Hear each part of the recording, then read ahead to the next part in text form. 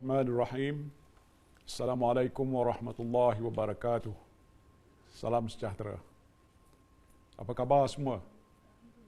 Saya doakan saudara dan saudari sihat walafiat. Saya mengikuti dengan dekat perkembangan kes-kes COVID-19 pada masa ini. Saya pasti saudara dan saudari seperti juga saya sentiasa mendapatkan perkembangan terkini mengenai situasi penularan COVID-19 di negara kita. Saya hari ini bersiaran secara langsung melalui Facebook Live. Daripada kejayaan kita membendung wabak ini hingga ke 1 digit pada satu ketika dahulu, kini telah berlaku peningkatan kes-kes harian baru COVID-19 hingga mencecah 3 digit. Perkembangan ini amat membimbangkan kita semua. Seperti mana yang kita ketahui, peningkatan kes baru COVID-19 pada masa ini ada kaitannya dengan kes-kes yang berlaku di Sabah dan Kedah. Di negeri Sabah, sebahagian besarnya berpunca daripada pendatang tanpa izin daripada negara jiran. Mereka ini sebahagiannya positif COVID-19. Apabila ditahan di pusat tahanan, mereka menjangkiti tahanan lain. Baris ini juga telah menjangkiti kaki tangan pusat tahanan, ahli keluarga mereka dan komuniti setempat. Begitu juga di negeri Kedah. Baris ini sebahagian besarnya merebak dalam kalangan tahanan penjara selain terdapat kluster-kluster baru dalam komuniti. Kerana itu, bilangan mereka yang positif COVID-19 meningkat secara mendadak sejak beberapa minggu yang lalu. Saya akui kempen pilihan raya di negeri Sabah juga menjadi antara punca peningkatan kes-kes COVID-19. Pilihan raya negeri Sabah terpaksa diadakan apabila Tuan Yang Terutama yang di-Ketua Negeri Sabah membubarkan Dewan Undangan Negeri Sabah pada 30 hari bulan Julai yang lalu. Ini sesuatu yang tidak dapat dielakkan kerana kita tertakluk kepada peruntukan di dalam perlembagaan. Pilihan raya mesti diadakan dalam tempoh 60 hari selepas Dewan Undangan Negeri dibubarkan. Dan ini tidak boleh ditangguh. Saya sedar Suruhanjaya Pilihan Raya Malaysia telah menetapkan SOP tertentu bagi memastikan wabak COVID-19 tidak merebak akibat kempen pilihan raya yang diadakan. Tetapi malangnya ada SOP yang tidak dipatuhi. Misalnya penjarakan sosial. Ketika saya turun berkempen di banyak tempat, saya lihat SOP mengenai penjarakan sosial agak kurang dipatuhi. Walaupun hampir keseluruhan memakai pelitup muka, tetapi masih ramai yang duduk dekat-dekat dalam keadaan yang agak sesak. Hingga kan saya terpaksa membuat SOP tambahan saya sendiri. Saya datang dengan kereta terus ke pentas tanpa melalui khalayak ramai. Ketika mula berucap, saya peringatkan semua yang hadir supaya patuhi SOP yang ditetapkan. Duduk jangan rapat-rapat, pakai pelitup muka dan sentiasa basuh tangan atau gunakan sanitizer. Selepas habis berucap, saya terus masuk kereta dan meninggalkan tempat ceramah. Dengan itu, saya tidak bersalam ataupun menyentuh sesiapa. Saya juga mengingatkan pegawai saya supaya tidak mengatur kempen saya di kawasan zon merah. Walaupun menerima undangan, saya terpaksa tolak dengan baik. Ya, kalau diikutkan, saya ingin berkempen di semua tempat. Tetapi saya juga memikirkan tentang kesihatan dan keselamatan orang ramai yang hadir ke tempat-tempat berkempen, pegawai-pegawai saya dan diri saya sendiri. Namun hakikatnya telah ada mereka yang dijangkiti COVID-19 ketika berada di negeri Sabah. Dan ini suatu yang amat mendukacitakan kita.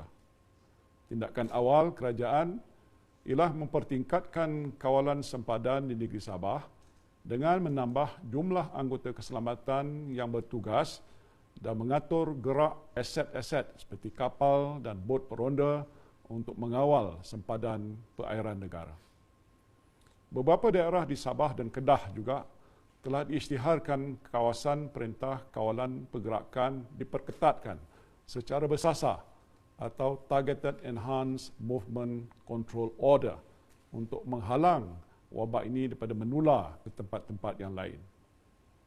Kerajaan juga mewajibkan mereka yang datang daripada Sabah supaya melakukan ujian saringan ketika mereka tiba di lapangan terbang. Petugas Kementerian Kesihatan juga akan membuat penilaian risiko ke atas setiap individu yang tiba. Sekiranya didapati positif, mereka akan diasingkan dan dirawat di hospital. Selain itu, tindakan mengesan, mengasing dan merawat mereka yang dijangkiti juga dilipat gandakan. Sehingga semalam, seramai 18,712 orang daripada 13 kluster di negeri Sabah telah pun disaring dengan 1,584 orang didapati positif COVID-19. Di negeri Kedah pula, seramai 53,097 orang daripada 9 kluster telah disaring dengan 888 orang didapati positif. Semua yang didapati positif telah diasingkan dan dirawat di hospital.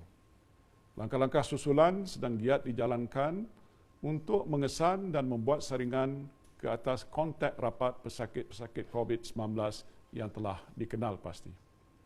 Saya memberi jaminan bahawa usaha untuk mengesan kontak rapat adalah lebih mudah pada masa ini berbanding di peringkat awal penularan COVID-19 dahulu. Ini kerana 17 juta penduduk Malaysia telah menggunakan aplikasi MySejahtera. Dan jika dikira jumlah pengguna aplikasi ini beserta tanggungan atau pasangan mereka, ratusan rakyat yang menggunakan aplikasi MySejahtera dianggarkan telah melebihi 60%. Ini adalah satu perkembangan yang positif dalam usaha kita untuk menghadapi pandemik ini. Kita hidup dalam norma baru. Menggunakan aplikasi MySejahtera adalah antara norma baru yang mesti kita budayakan. Jadi saya menyeru kepada saudara dan saudari yang masih belum mendaftar dengan MySejahtera supaya segeralah mendaftar. Saya juga lebih yakin dengan kesiapsiagaan petugas barisan hadapan dan sistem kesihatan negara kita untuk membendung penularan wabak ini. Saya diberitahu oleh Ketua Pengarah Kesihatan Tan Sri Dr. Nur Hisham bahawa kita mempunyai ventilator, PPE, peralatan dan ubat-ubatan yang mencukupi. Jumlah katil di hospital-hospital yang dikhususkan untuk merawat pesakit COVID-19 juga mencukupi dengan kapasiti penggunaan pada masa ini sekitar 29% sahaja. Dan ini bermakna sistem kesihatan di negara kita lebih bersedia pada masa ini untuk menangani penularan wabak COVID-19 di dalam komuniti berbanding pada masa lalu. We are now better prepared than before in terms of experience and manpower. We know the behavior of the virus better and we have enough facilities and equipment. But we need to break the transmission of the virus. And the best way is to stay at home, especially in the areas where targeted control movement order is enforced. We must flatten the curve. We did it before, and I firmly believe we can do it again. Saudara dan saudari yang saya kasihi sekalian, mengenai isu kuarantin, saya ingin tegaskan tidak ada double standard dalam mematuhi arahan kuarantin.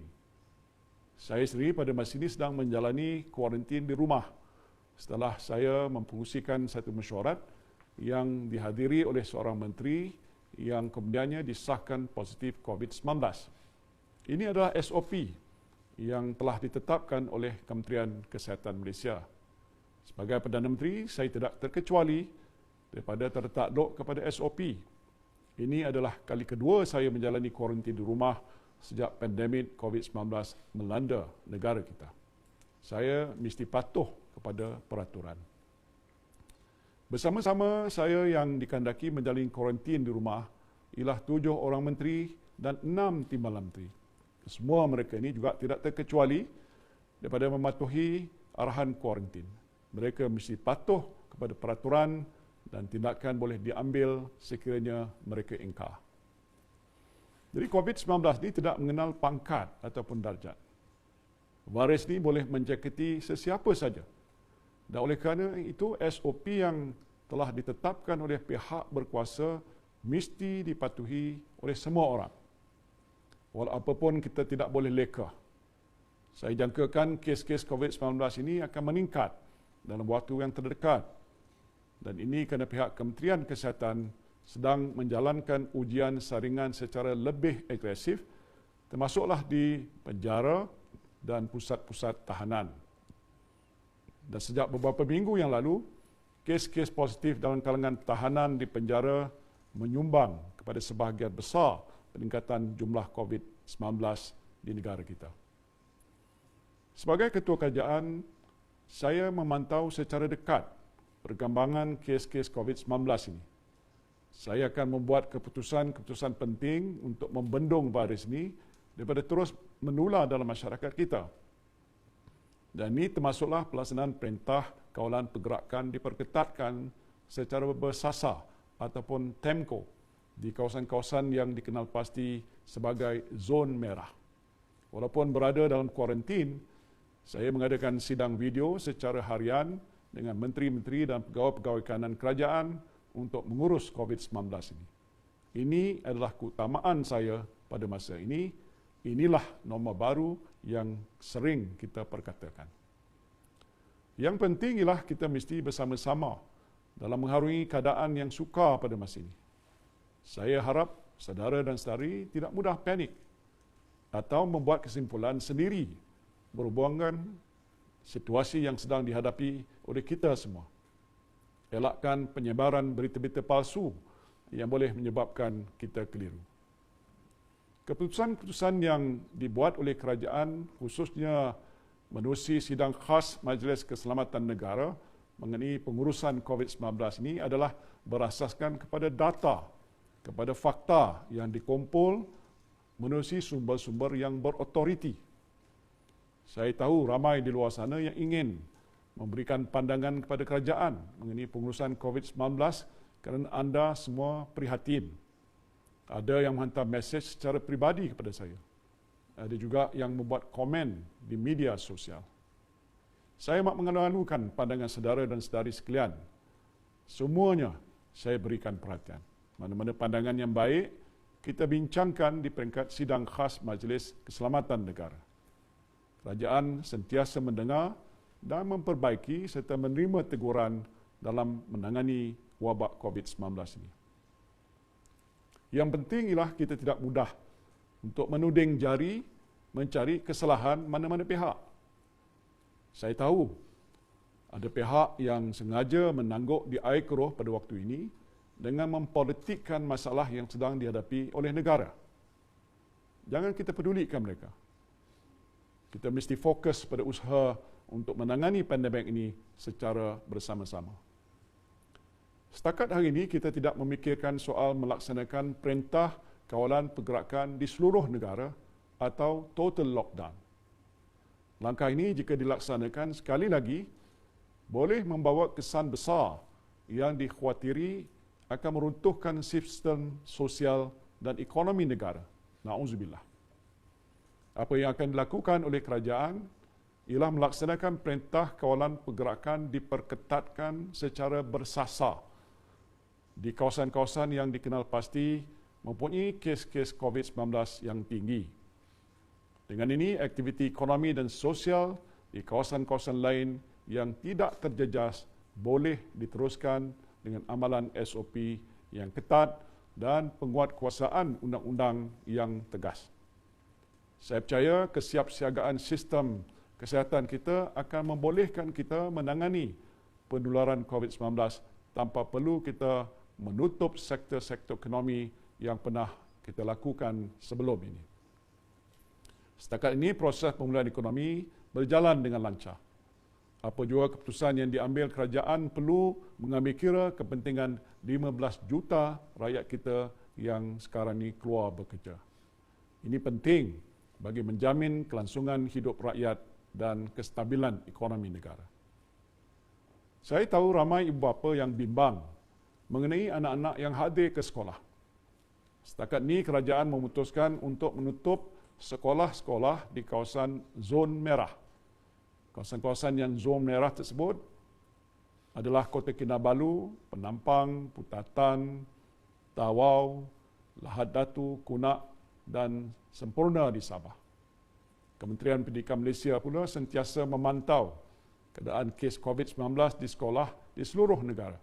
Jika ada sebarang kes COVID-19 melibatkan warga sekolah, KPM akan bekerjasama rapat dengan Kementerian Kesihatan Malaysia dalam menanganinya.